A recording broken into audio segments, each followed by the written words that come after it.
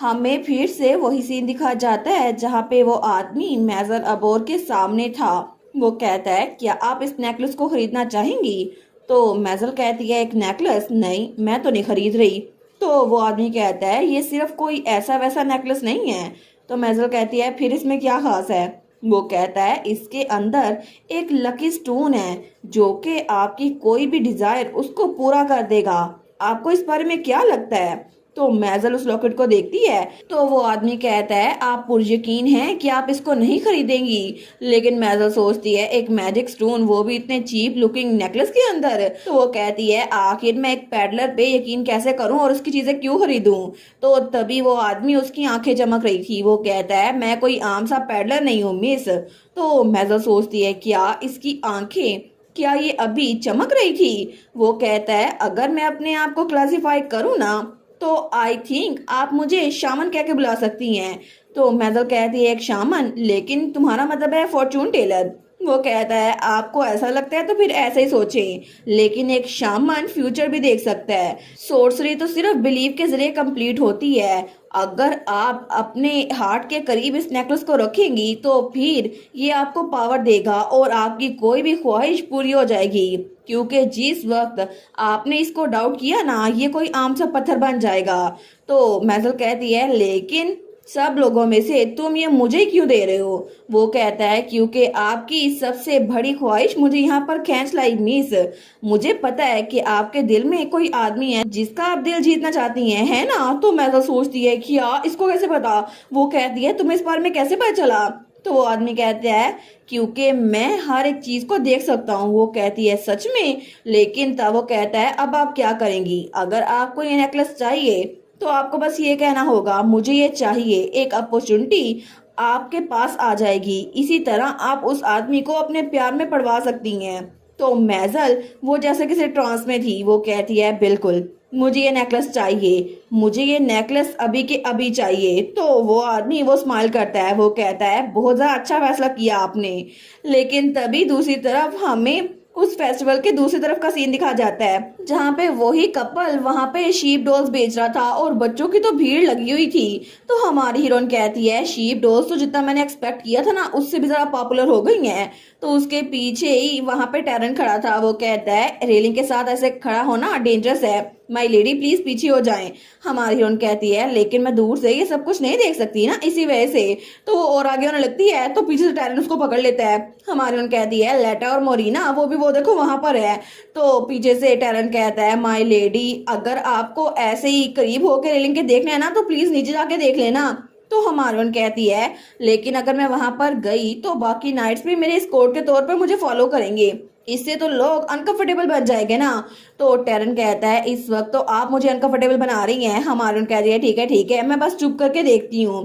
वो सोचती है मुझे लगता है कि ये वाला दिन ये तो परफेक्ट होता लोइस के साथ वॉक करने के लिए, लेकिन इस वक्त लोइस यहाँ पर आ नहीं सकता। और तभी उसे याद आता है कि सुबह के वक्त जब वो हमारे ग्रैंड ड्यू का क्रेवेट बांध रही थी ना तो उसने कहा था मैं ई फेस्टिवल को खुद ही मैनेज कर लूंगी अपने आप ही, तो आपको फिक्र करने की कोई जरूरत नहीं है। तो ड्यूक ने कहा था आप श्योर है ना कि आप मेरे बगैर ठीक रहेंगी? हमारी हीरोइन कहती है बिल्कुल, इसके अलावा वहां पर तो बहुत ज्यादा क्राउड होगा, स्पेशली बहुत सारे बच्चे भी होंगे। तो तब ये बातें वो उसकी क्रेवेट बांधते हुए कर रही थी। वो कहती है वैसे भी आप तो इतने लंबे ताजे हैं तो आप तो किसी से भी टकरा जाएंगे और वैसे भी आपको लोगों से टकराना अच्छा नहीं लगता ना, इसी वजह से अगर गलती से आपने किसी और को टच कर लिया ना तो फिर आपका कर्स एक्टिवेट हो जाएगा। वो कहता है ठीक है मैं ग्रैंड डची में ही रहूंगा, नहीं जाऊंगा। लेकिन हमारी हीरोइन प्रेजेंट में सोचती है कितने शर्म की बात है ना, यहाँ पर इतने सारे लोग हैं लेकिन लोइस वो फिर भी नहीं आ पाया और मैं उसको सफर करता हुआ नहीं देख सकती कर्ज की वजह से, इसलिए मैंने मना कर दिया। लेकिन तभी वो नीचे देखती है तो वहां पे सिसिलिया और उसका भाई नोटन दोनों झगड़ रहे थे। नोटन कहता है सिसिलिया तुमने कहा था एक बार लोगी, सारा का सारा तो तुमने खा लिया, अब मैं क्या करूं? तो सिसिलिया कहती है एक और खरीद दो, तुम्हारे पास पैसे नहीं है। हमारी हीरोइन सोचती है सिसिलिया कितनी एक्साइटेड है ना क्योंकि इतने लंबे अरसे बाद उसे फ्री टाइम मिला है और मैं खुश हूँ कि सब लोग को बहुत ज़्यादा मज़ा आ रहा है। वहाँ पर और भी बहुत सारे कपल थे। वो सोचती है इस तरह तो ईव फेस्टिवल एक मैसिव सक्सेस बन जाएगी। और मैं मजाक नहीं कर रही, गोल्ड रेन तो इस तरह बैंकरप्ट होने वाला है। लेकिन तभी वो सिसिलिया और नॉर्टन को देखती है जिसके भाई ने एक बार फिर से 3 और सॉसेजेस ले लिए थे। हमारी रो सोचती है स्टॉल्स भी बहुत ज्यादा पॉपुलर हो रहे हैं, स्पेशली फूड स्टॉल्स। और पता नहीं ग्रैंड ड्यूक ने खाना खाया होगा या फिर नहीं। लेकिन तब पीछे से टर्न आता है, वो कहता है योर ग्रेस, ऐसा लगता है कि म्यूजिकल फाउंटेन वो थोड़ी देर में शुरू होने वाला है। हमारन कहती है फाइनली आज रात की हाईलाइट। लेकिन तब वो सोचती है ऐसा क्यों, यहाँ पर इतने सारे लोग हैं, बहुत सारा शोर भी है, फिर भी मुझे इतना अकेला क्यों लग रहा है। तो टैरन कहता है आप यहाँ पर बहुत लंबी देर तक खड़ी रही हैं, प्लीज थोड़ी देर के लिए बैठ जाएं। तो हमारन कहती है हाँ मेरी टांगे थोड़ी सी दर्द तो कर रही हैं। लेकिन तभी वो पीछे होने लगती है तो तब उसका पाँव लड़खड़ाता है, वो नीचे गिरने लगती है। तो वो बेचारी तो बड़ी डर गई थी। लेकिन तभी उसे कोई कमर से पकड़ लेता है। वो सोचती है क्या क्या टैरन ने मुझे कमर से पकड़ा। लेकिन जब वो सामने देखती है तो वहां पे टैरन नहीं, उसका हस्बैंड था, हमारा ग्रैंड ड्यूक लोइस। वो कहता है माय लेडी। हमारी कहती है लोइस आप यहाँ पर कब पहुंचे। तो लोइस कहता है मैं तो हॉर्स बैक पर आया था। लेकिन हमारी कहती है नहीं नहीं, मेरा ये मतलब था कि आखिर आप ईव फेस्टिवल में कर क्या रहे हैं, आप यहाँ पर क्यों आए। और आपने तो बहुत ज्यादा तैयारियां की हुई हैं। और हमारे ग्रैंड ड्यूक ने तो थिक रोब, थिक ग्लव्स और थिक क्लोथिंग की हुई थी ताकि वो दूसरों से ना टकराए। तो हमारा लोइस कहता है ये तो इसीलिए ना, अगर मैं किसी से टकरा भी गया तो मेरा कर्स एक्टिवेट ना हो इसी वजह से। लेकिन आखिर आप यहाँ पर क्या कर रही है एनेट, क्या आप साइट सीइंग कर रही हैं। तो एनेट कहती है हाँ वेल। वो सोचती है अगर मैं इसको बताऊं कि मुझे भीड़ से डर लगता है कि एक बार फिर से कोई मुझे ऐसे बुली करना ना शुरू कर दे तो शायद उसको बुरा लगेगा। वो कहती है मैं यहाँ सब कुछ परफेक्टली देख सकती हूँ, इसी वजह से मैं यहाँ पर रुकी हुई थी। तो हमारा ग्रैंड ड्यूक कहता है आपको ठंड नहीं लग रही। वो कहती है नहीं नहीं मैं बिल्कुल ठीक हूँ। तो हमारा लोइस कहता है अगर आपको कुछ भी चाहिए हो ना तो मुझे बता दीजिएगा। हमारन सोचती है मैं समझ गई, ये जानबूझकर इतनी दूर ग्रैंड डची से दूर मेरे लिए आया है क्योंकि इसे मेरे बारे में फिक्र हो रही थी। हालांकि अगर ये किससे टकराया ना तो इसका कर्स भी एक्टिवेट हो सकता है और इसको तकलीफ भी हो सकती है। लोइस को ये बात अच्छे से पता है कि ये ग्लव्स ये कभी भी कर्स को रोक नहीं सकते। लेकिन फिर भी इस इंसान के लिए मैं इतनी इंपॉर्टेंट क्यों हूँ जो मेरी वजह से ये इतनी दूर तक आ गया है। तो तभी वो उसकी रोप को उसके सर पे डालते हुए कहती है ठीक है हम लोग चलते हैं। तो वो कहता है एनेट। हमारन कहती है लोइस चलो नीचे चलते हैं। वो कहता है क्या मतलब, क्या हम लोग शॉपिंग डिस्ट्रिक्ट को घूमने वाले हैं। वो कहती है बिल्कुल, फाउंटेन शो तो स्टार्ट होने वाला है, शॉपिंग डिस्ट्रिक्ट वो तो बहुत जरा मजेदार हो जाएगा। लेकिन जब ये फाउंटेन शो होगा ना सब लोग वहीं पर जमा हो जाएंगे और बाकी का शॉपिंग डिस्ट्रिक्ट बहुत ज्यादा चुप होगा और वहां पर ज्यादा लोग भी नहीं होंगे।